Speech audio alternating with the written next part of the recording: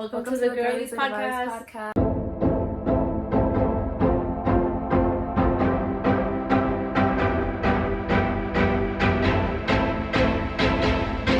Oh, I missed the advice.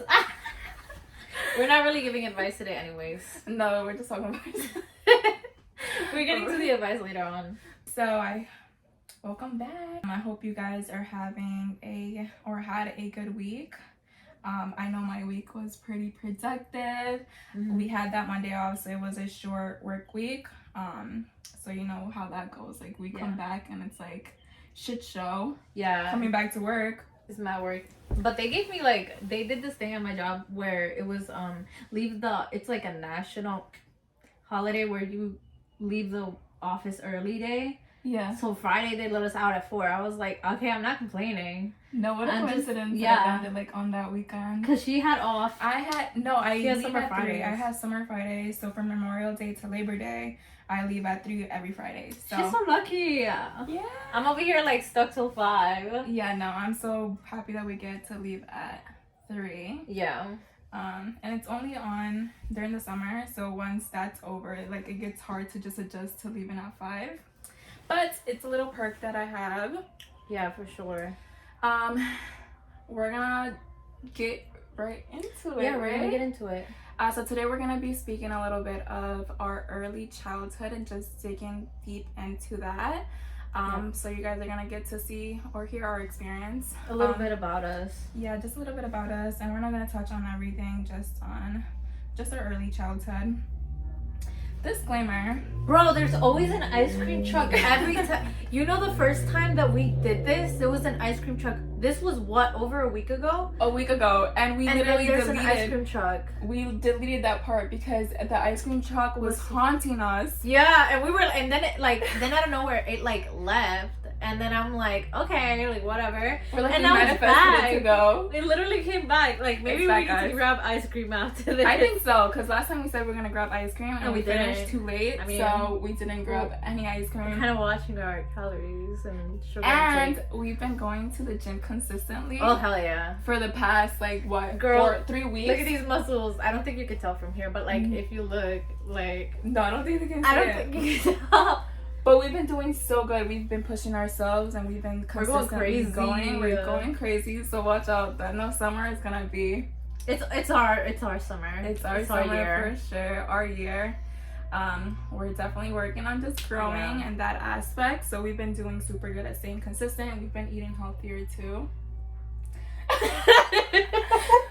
She stops Chick-fil-A after the gym. I mean, I get the tenders. Technically, somebody said it's a high protein intake. It's literally you grab the 3 tenders or 5, whatever the fuck, and you eat them. And that's your protein. She's like, let's go to Chick-fil-A after. I was like, girl, please. Listen. Sometime. I need to start cooking. I need to actually go buy groceries after this. Yeah, I think it's so much cheaper I need to buy groceries. I'm bugging. Literally. So much healthier. But she's been doing good, guys. But okay, let's get into the other stuff. Yes. So disclaimer, this is still very sensitive topic for me. Yeah. So if I get a little emotional, just bear with me. Wait, I got her with the sunglasses in case. In case. I don't even know if I have them here. In case she's looking for the glasses. No, but seriously, I've gotten so much better at talking about what I've been through over the years. But it's still a touchy subject for me, so I still tend to get a little emotional. So just bear with me. Just know that I'm healing from that. Right. I'm human and I get a little emotional. Yeah. But let's jump into it. So, do you want to start? Yeah, sure. Okay, so I was born in the US, and that's one thing that's different because she was born in El Salvador. I was born in El Salvador, and it's flip-flop for us because I literally was born over there and then I had to come over here and adjust to my life here, and then it's the total opposite for you because you had to go over there and then adjust to the lifestyle over there. I left to El Salvador at 2 years old with my twin. Oh my god. And I came back when I was 5, and even though I feel like I have no recollection of it, but it did make a difference in my life because I came back not knowing English. Yeah, so you had to be adjusted to that. Yeah, I felt so out of place when I got here. I remember I went straight to first grade because I had kindergarten over there, where the teacher would like. You didn't know that? I didn't know that you went to school over there. I went to school over there, and I had my own uniform and stuff. I love that. They used to like. I'm pretty sure they used to hit us with like a regla. The rule. I was like 3 ruler. years old, and my parents like I wanted to go, so they ended up like taking me in. I was like 3 years old going to school with my little uniform, little backpack. Look at me. I'm like talking all slang, but no, seriously, I literally went over there. They had like the uniform. You had to kneel on rice sometimes, not in the school, but at my house. Oh. They had us kneeling on rice. They had us kneeling on rice whenever we were bad. They like kneel on the rice. But yeah, love that for us. Love that. It's a Hispanic household. You know how it is. Those parents are not playing around. Well, it was my parents, but it was my cousins. But they had to like. Oh, what? It was over there? Like, who you were living with? They would, they would like, just kneel us if we did something bad. Oh, I never got that experience. My grandma was very tough on me. So, for my situation, my parents, my dad, I was born over there, like I mentioned. My dad left me when I was like 1.5 to come here to the U.S. And then my mom left when I was like 2.5. So I didn't have any like memories of them because they left me so young. She left you. Yeah, she left me. And you with stayed my in grandparents. Yeah. So I stayed with my grandparents for about 4 years. So that was different. Like coming here, I had to leave everything I knew behind and just start fresh with some strangers because I didn't know who they were. And you're so used to like your life in El Salvador. Yeah, and it's so different. And at that age, it's like you're coming into school. You're coming into school, and it's like a custom. Wait, what grade did you start? I started first grade. Oh, period. Look at us. I started first grade too, and it's like a whole different experience. I didn't know my name was Beatrice until I started school. Because of Alexandra. So Alexa. My first name is Beatrice. My middle name is Alexandra. So my whole family just calls me Ale. Like, that's what they call me because my mom has the same name as me. Same name. So that's how they were able to differentiate. It's okay. So when I went to school and they would call my name Beatrice for attendance, I'm like, who the hell is she? What? I don't know who she is. I would write Alexandra like on my papers, and really? They corrected me. I was like, why didn't you guys give me this lecture before I went in so I wasn't looking dumb? I mean, now they have this rule where what do you feel more comfortable being called in school, which is cool, but like back then it was what, like 2000s? 2005. Yeah. So it was definitely a different experience. I didn't know who the hell Beatrice was. She said, now I know. Now I know. It took me a little while, but now I know. Finding myself. I'm still working on it. But she said in the journey. In the process. In the journey. If you see me looking down, I'm looking at our notes because we obviously won't be able to remember everything. Right. Do you want to go in a little detail about how when you went over there and then how it was adjusting? Yeah. So there's barely anything I really have a terrible memory when it comes to my childhood, just because I feel like I went through a lot of trauma after, and even like at that young age, I just have always had shitty memory. Mm-hmm. My sister remembers everything, but I don't. I just know we have a lot of pictures at my mom's house that literally show everything, and I'm just like, oh, I don't remember doing that. Oh. I don't even remember being there almost like at all. Really? Yeah, no, I don't remember. I think I just had like nightmares of like, not none of them. Of just being over there? Of just like, I guess dreams, but like, it wasn't like, it's not like a bad thing. Like, I don't know how to explain it. It's just like, I guess I didn't grasp into my mind. Yeah. So it's not like I saw it like a good thing either. It was more of like, I'm in a foreign place. Right, without my parents. And like, what is this? Right. But like, it's like funny because I have this like weird relationship with El Salvador where I don't want to go visit. Mm-hmm. Because I just feel so like weird about it. And everyone's like, why wouldn't you go visit? That's the country that your parents are from, right. that you went to. Like, why don't you want to go visit? And I'm like, I don't know. I was like, I don't know. I don't think I had a bad experience there. I just think it was so weird to go from like here to there and then come back here. It's such a Right. like weird transition that to me now this is my home. Right, and that's how I feel. I feel like I was obviously born over there, but I have no memories of how it looks. I couldn't see my life over there, so like this is my home. Yeah. So I can't imagine just going back there and having to restart my life over there because it's just completely different environment. And For me, visiting is even like a lot. really, Like, I don't know why. It's just too much. Even though I've been to PR, but I think I'm more accepting of other places than it's weird. Maybe it's just something I need to grow, like, learn to, like, accept. but even I realized that because your sister recently went. She went to El Salvador, yeah. And her mom was telling her, you know, your sister's over there, like she's over there for the weekend, and she like freaked out. She's like, tell her to cover her tattoos, tell her to cover everything. Cause El Salvador is now very safe. Yeah. But when we were there, from what I know, that it was very dangerous. Right. And I think that just stuck to my brain where this is a dangerous place. Even though I know the president is doing an amazing job over there, it's such a good thing for everyone. Right. But I think like I hold on to fears. Right. And like if you tell me something was bad, then like it's very hard to change my mind about it. I can see where you're coming from with that. Yeah. So I there's like a lot of things that I want to touch on with my experience. Mm-hmm. So I grew up with my grandparents for about 4 years. I would talk to my parents, but talking and just putting a face Not to the everything same. is not the It's not same. the same. And back in the day, the technology wasn't as advanced as You as talked it on the is now. phone. You talked on Yeah, the so con you las talk- tarjetas with cards. Yes, so my grandparents would send pictures and they would Yeah. like put this is what she was doing this day, and then my grandma would send it over to my parents. Yeah. And like that's the only way that had Any a visual idea? of what I look like. And I think my mom was talking to me about this, and she said that once computers were a thing. So Were they? yeah, Girl. yeah, it's 2005. Oh, Computers yeah, you're were right. a thing. Were So they? she said that she saw me once in the 4 years that we were apart. My grandma took me to like this I guess Like a it's like a computer store? cafe. Yeah. And that's like the only time she saw me. So it was like different for her too because she didn't know how I looked like besides just looking at me in pictures. That's so sad. I know, Yeah, it's so that is freaking sad. sad. So when I came here, it's like, oh my god, it's her. Like they were like looking Right? around to see where where I was coming from, and it's like, oh my god, she's over there.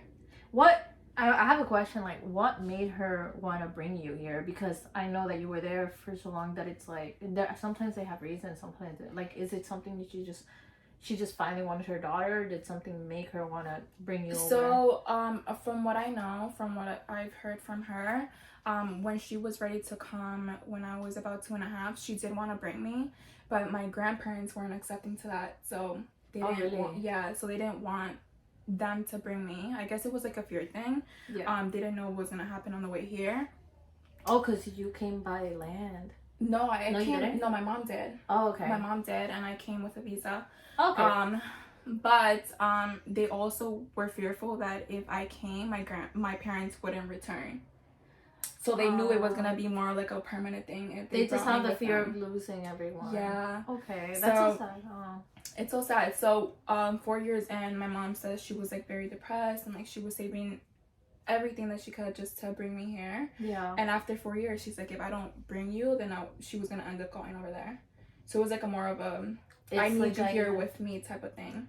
So And that says a lot about how much she cared about you too. yeah, Like she was willing to sacrifice, like not only because I know that same with my mom. She came here and she already had 3 sons over there from It's like hard. a previous marriage, and she left everyone. And it's Mhm. like I think one of them was a little resentful, like my oldest brother, of like her leaving, and he held on to that for years, like up until a few years ago. Like I don't know if he finally let it go or not. Like we're not extremely close, but. Mhm. It's a real thing where a mother leaves their child Child. and it's like they hold this resentment, or a father, like whatever and in reality they're just doing the best they can to try to provide for their kids. And they know coming here was gonna offer them better opportunities, but you have to see it in the other perspective too. Imagine just being separated from your parents, and then them coming here, and it's like I'm sending you all this stuff, but But you're you're still not not present. Yeah. Mm-hmm. So it's like I don't want all these material things. I want you to be here with me.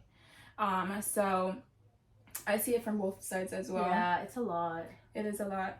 So I was with my grandparents for 4 years until my parents decided, you know, it's time for you to come here and be here with us. So they planned everything. It was 2005. I didn't end up coming till November, so towards the end of the year. But towards a couple months before that, they prepped everything. They prepped my passport, everything I needed just to be able to come here. They mentally prepared my grandparents for my departure. Yeah. And it was just super hard because imagine just being 6 years old and just leaving everything behind. And I remember, I remember going to the airport and I'm like all excited because I'm coming to see my parents. But I also at that point I didn't know it was gonna be so permanent. Yeah, so I probably thought it was like a trip. Yeah, it's like, oh my god, I'm gonna go see my parents. Like finally, I'm gonna go see them. And then all I remember is like me going to the airport and I'm like having you have to have somebody. One of these people that take you on the plane. Yeah, because I was so young. So Yeah. they were taking me in. All I remember is just like looking back and it's like your life flashes before your eyes because everything. Oh my god, it's about to change. Everything you know is about to change. And then you're about to go meet these people that they call themselves your parents and you have no type of connection with them. Yeah, I felt the same. So it's like coming to a new country, leaving everything that you knew behind and then having to come here and just create a relationship with people you don't know. Yeah. So it was just super hard for me. I ended up just arriving and it was just like, it was emotional for my for my parents, but I didn't know how I felt in that moment. I didn't know how to feel because it's like... Because it's a shock to your system. It's a shock. I literally had no reaction whatsoever. I remember my mom running up to me, just hugging me, and I'm like, Who are you? Who are you? I don't know you. Yeah. And then just leaving, going with them to your car, and it's like, okay, now I'm here. Girl, what do because I do? I remember that moment too. It's hard. It's weird. Like, it's like one day you're here and then you're in like this completely different place. Yeah, and it's like a similar experience for us because you had no connection with your parents either. Let me chime in real quick because it's kind of funny that she says like we do have a very similar experience in that, because the reason that like my parents brought me back, well, me and my sister, was because apparently I was on the phone with my dad and then all of a sudden like he's calling me and I'm like, oh, my dad so and so is here, do you want to talk to him or something? And I'm already talking to my dad on the phone and I'm telling him like, do you want to talk to my dad? And he's like, what do you mean, like, what do you mean, dad? And like I guess I was calling our cousin my father. Oh my God. He heard that and he was like, he literally got us a ticket that same day and got us flown by the next day or two. It was like a rude awakening for him. Oh yeah, somebody else was raising his daughters. He was like, originally it was because financially they couldn't take care of us, right. And like it's very hard, but it's funny. No, but it's very common in like the Hispanics to just send their kids over to their countries because they need that support, and they don't have that support here. Yeah, and they could take care of us over there too. It's hard for them, but it's also hard for us that have to experience the whole thing. So just coming here, it's like I had to gain this connection with my parents, and I also had my sister. She was 2 at that time, so it's like that was also a lot. I didn't know how to act. And I guess it was my sister. Like that's like the first person I had a connection with, because she's literally the cutest little thing. And she was cute when she was little. I saw photos of her. Yeah. And the first thing I remember is like me just wanting to play with her, and my parents literally had us separated. So she's on one side, I'm on the other side, and they're like, just stay there. And I'm like, no, but I want to go. So I'm like moving in towards the middle so I can play with her, and then she grabs my hair and literally had like a grass on my hair that my parents had to pull over and like just pull my hair out. But that's like the first experience I had with her. I guess like the only thing that kept me sane at that time is just having somebody that I recognized in the house, because everybody at that time just lived together. Everybody was a stranger. Yeah, but my whole family just lived together. So one of my aunts that I created like a really deep bond with, and she's like a second mom, and we till this day have a really good relationship. She's like the only person that I knew. She was the only person that I allowed to like help me get changed and like take me to my bus stop, and I just had that connection with her, and that connection I didn't have with my parents. So I was just trying to just integrate. Yeah, because it's you have to just get used to everything.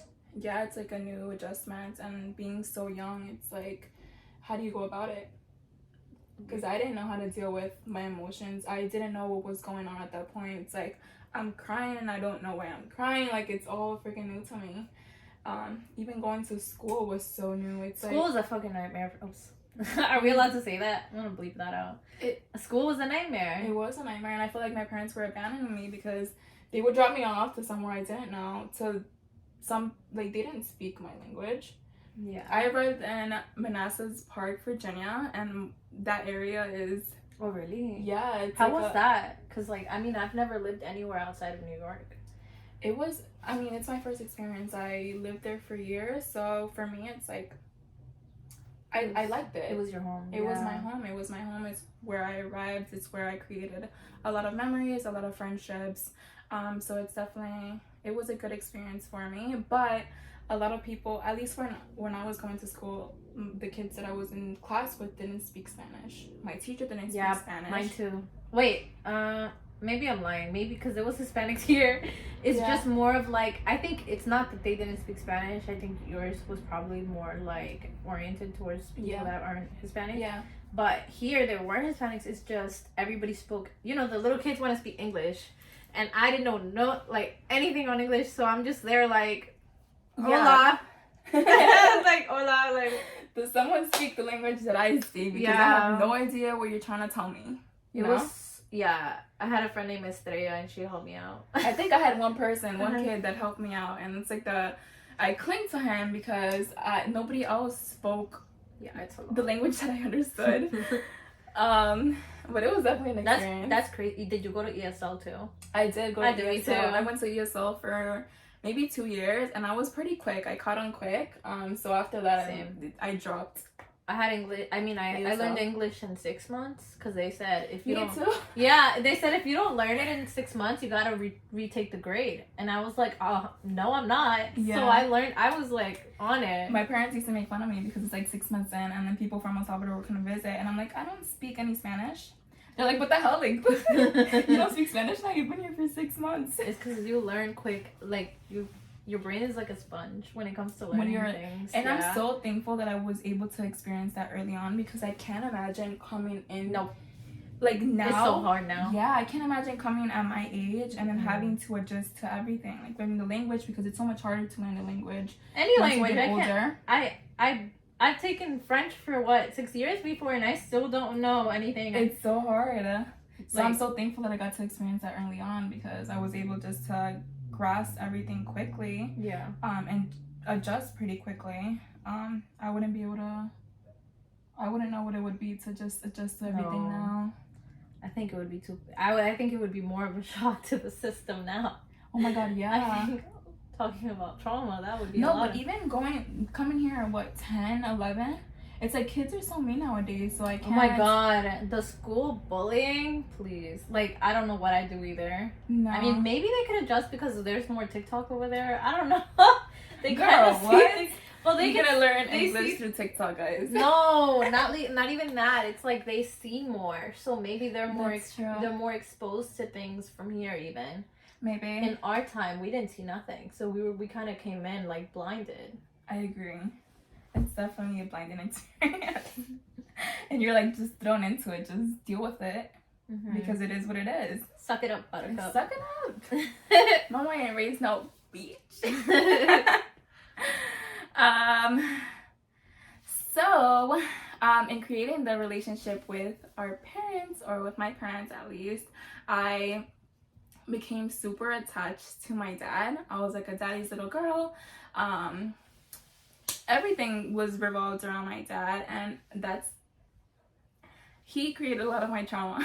Don't they all? You know, a lot of us have daddy issues. No, he created a lot of my problems. So I remember when I was coming here, my grandma, I remember a conversation or overhearing a conversation that she was having with my dad. And it's like, she was like, don't fight in front of her. She's not used to seeing anybody fight in front of her. So don't do it. Yeah. And I remember those words clearly. And coming here, I'm like, I didn't, at that moment, I didn't know what she was talking about. But then later on, everything quickly changed. Yeah. I started living or seeing a lot of his defects, a lot of how he acted when he was under the influence. Because you don't know these people. I don't know them. I'm trying to create a relationship with them. And it's like you snap me out of reality so quick that it's like now I see you in such a different view. And I started seeing him through my mom's eyes. I literally could see what she was living through. And I was pretty mature at that age. So I could see everything that was going on. I started just wanting to protect my mom. So imagine like a 7-year-old just trying to protect their parents when it's supposed to be the other way around. And I know it's the other way around for a lot of people, but for me it's different. It's like I'm stepping into this role that I had no business stepping into. Yeah, I feel like it's similar with that sense, because like when I came here, like my dad and my mom were together, but like they shouldn't have been. Yeah, like it was extremely toxic. Hi mom and dad, because they'll watch this. I mean, they're not gonna understand it, I feel like, but they support. But both of our parents are very supportive, so we're talking about everything. It's like they know we're talking about this, and they know that they actually want us to do better and do better than what they did. So they're obviously very supportive and understanding of where we're coming from, and this is 100%. Our truth. It is what truth. Right. So as we should, because like I feel like getting off topic here, but like I do feel like the reason we wanted to do this was because we should be able to talk about our trauma, our experiences. Like they might not be like, not everyone might be like, oh my god, it's so like, don't be like negative or whatever. Like, but I mean, you should talk about these things. And that's what I was telling her when we first decided to start this podcast, that this was going to be more of an outlet for me. Yeah. To be able to speak about that, because I am like on a healing journey. So just speaking about what happened. Yeah. And just letting myself go through the motions, I feel like it's going to be so helpful for me going forward. So although it is hard to just touch on these subjects, it definitely will be more helpful for me in the long run. It's gonna heal you at the end of the day. It's gonna heal me. It's very healing to talk about this, even though it's so freaking generational traumas, one day at a time. Yes, and we're definitely like living proof of that. We're doing it. So I created this vision of my dad, and I'm like, he can do no wrong, and literally just having him prove me wrong. Yeah, I know. Was so hard because I'm not in that moment. It's like this version that you thought you knew and you don't anymore. And you don't. It's like, I don't know who you are. I'm still trying to connect to you, and this is how you act. Yep. And it's like you step into this realm of just being like on defense mode at all times. It's like, and a 7-year-old shouldn't have to worry about this, but just seeing everything like front row. It's like so life-changing, and this went on for years. It's like that was the start to my nightmare. Because it's like my parents didn't separate till I was 20, and it was because my dad decided to take that step to not to finally leave my mom, but he left all of us. He decided it was best for him just to go back to his country. So he abandoned everyone. Yep. He didn't think about us in that moment. So to add to everything that I've been through, it's like another extra thing that I have to add to. And I'm like touching on everything right now. No, it's okay. And not to touch on anything, it's like he never apologized for anything. Yeah, I know. So, and when a person isn't accountable, like, and that's with anything in life, whether it be your parents, your relationships, like your friendships, when someone's not accountable for what they do and they they knowingly hurt you, it's and like the truth is right there. It's like all there. It's right there. The proof is right there in the pudding, and it's like they just don't take accountability. That just says, as like as sad as it is, how much they really like you meant to them. Or maybe they're just not in a place, and not to excuse anything from what anyone does, right? Because like everyone should be able to own up to these things, but it's like maybe they just will never see it. Some people can never see their wrongs, and he's at that point where he could never see it. Like you could be screaming like, "This is what you did to me. This is how I feel," and he'll just like blink out everything, ABCD. And he'll go into like victim mode. Yep. It's like I'm the victim. My dad does that still. But then you go into victim mode. Yeah. So it's like at this point in my life, I forgive him for everything. Because it's like, even though you didn't apologize, I can't hold on to that responsibility and that resentment, because it hurts me more to just hold on to that than to let it go and just come to the conclusion. Like, I lived through what I lived through, and if you can't accept that and you can't apologize for everything you put me through, then that's on you. That's on them. That's on you. Yeah. And not to say like my dad is, they're not bad people. No, he is. You know what? It's like the drama that they. It's weird because like, it's like we went through this shitty stuff with our parents. Because like obviously like mine were not. I mean, I love them now. Like mine's actually switched up. Like for the better. Like my mom, an angel. Even though when I was younger I didn't know her. I just started her relationship. Me and her relationship started in 2020. Like people wouldn't know that because I post her and I'm like, oh, my mother. Yeah. But it's like, oh my god, like before we didn't know each other. Like we didn't have that relationship, that mother-daughter relationship. She was mostly like very close to my brother. So it's like we didn't have that because we didn't live with her for a long time. So then I was a daddy's girl also, and my dad was like emotionally, physically like abusive. And it's like, how am I daddy's girl and I defend my dad even though he put me through everything in the ringer growing up. It was horrible, but like you learn that you kind of have to accept these things because you're their parents, and like as much as like they put you through things, it's kind of like it's not entirely, it does add, it's like once you put into picture what they've been through, not to excuse it, but you kind of have to see things like they don't have therapists, like they can't, they didn't know any better. We're like in a different generation where we're able to talk about these things, and it like helps us become better people. They didn't have that. And I agree with you to a certain extent on that. They didn't know any better and they did the best they could, but it also doesn't excuse anything that they put us through. Well, no, but I know, but now I'm seeing it as a different point of view, because I used to feel bad for them, and now it's like I don't feel bad for you anymore. Right.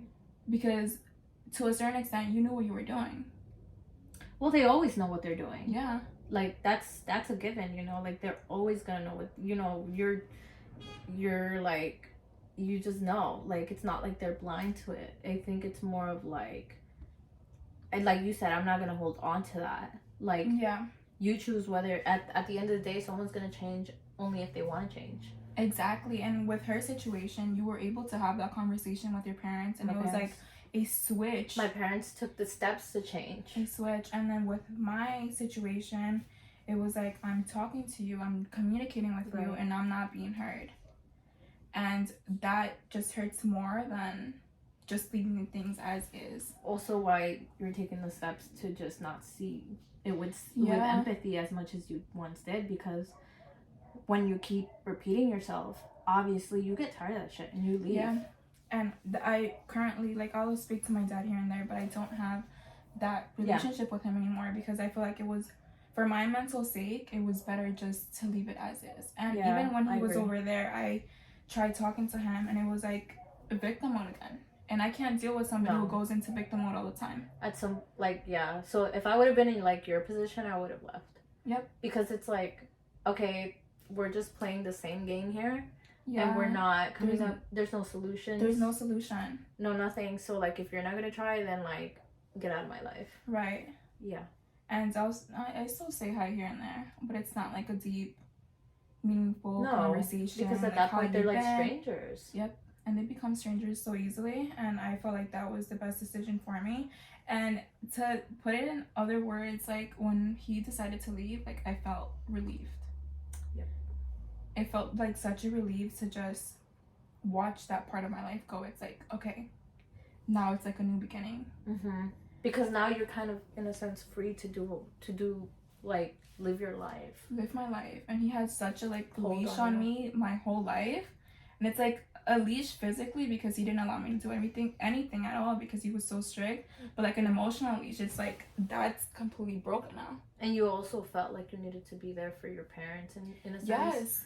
Yeah. Even now, I feel like with my mom, growing up, she was so emotionally unavailable. Right. And I don't blame her now for just being like that because I know everything that she's been through. So if she was blocked off, then I know why.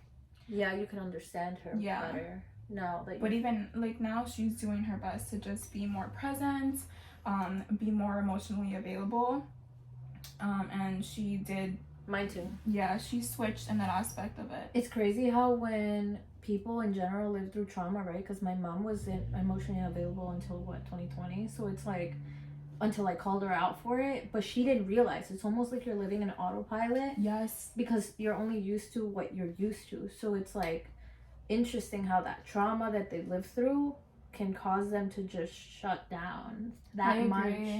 But it's like, oh, like I didn't know what she was going through. Mm-hmm. She told me and I was like, why didn't you tell me this? Like I would have understood. Right. But sometimes they don't realize that that's what we need. I don't know. They don't realize because my mom too. She was telling me like I never, was able to get a hug from my parents. I was never like able to get that love. So with she us, didn't think you needed it. Yeah, with us, she wasn't the type to be like, you know, I love you. Like I'm so proud of you. Like come here for a hug. Now she realizes like maybe I should be doing those things, and it's so freaking awkward to get used to. From not having that to now getting used to just giving a hug or saying I love you, like it's still awkward, but it's like a work in progress. It's true, because like the first time my mom hugged me, I wasn't used to it either. I was like 16 and like she just hugged me because she randomly was like, I guess emotional about something, and she just wanted to hug me, and I'm like, what are you doing? It's weird. I looked at her and I was like, get off of me. And I felt like, you know, I knew that wasn't normal, but in my mind at the time it was normal not to be emotionally, which is weird because like with everyone else I was very clingy, but with my mom and my dad it just didn't feel right. I'm the opposite. I was literally, when I would go into relationships, not affectionate whatsoever. Really? And I'm like, oh, I'm not affectionate because I didn't grow up with affection. And I'm the opposite. Yeah. I didn't have affection from my parents, so I sought it from everyone else. It's so crazy how we have like that difference. But yeah, I was not affectionate, and I went through my life like, you're not getting affection from me because I didn't grow up with that, so you're not getting that from me. But now it's like, I'm like a completely different person now. Like, if you deserve my affection, then I will give it to you. But it's still like a work in progress. I'm still working through all of that. I think it's always gonna be a growth thing, but like at least we're bettering ourselves. Yep. We're getting to that point. It's like, fix what needs to be fixed. Mm-hmm. You know? And if you're not allowing me to grow in that aspect, then goodbye. I don't need see you never. Anyways. Do you want to touch on anything else for today? Nah, I feel like we're good. I think we're gonna be going more into depth in our next episode, and then we'll just touch up more because I think this already got lengthy. It did get lengthy. And I just want to touch on one more thing. I really want to just say thank you to anybody who just followed us or watched our first video. Follow us on TikTok. Follow us on everything. Your support definitely doesn't go unnoticed, and it will never go unnoticed. No. And we appreciate. We've literally been geeking at it. We're like, oh my gosh. So we really do appreciate anybody who takes the time to just look at our videos or just, you know, follow. Or somebody, that just needs to hear, like, you know, some relatable, and I just hope we're making somewhat of a difference. Yeah, we definitely will. Okay. Alrighty. Thank you so much. Have a good one. Thank you.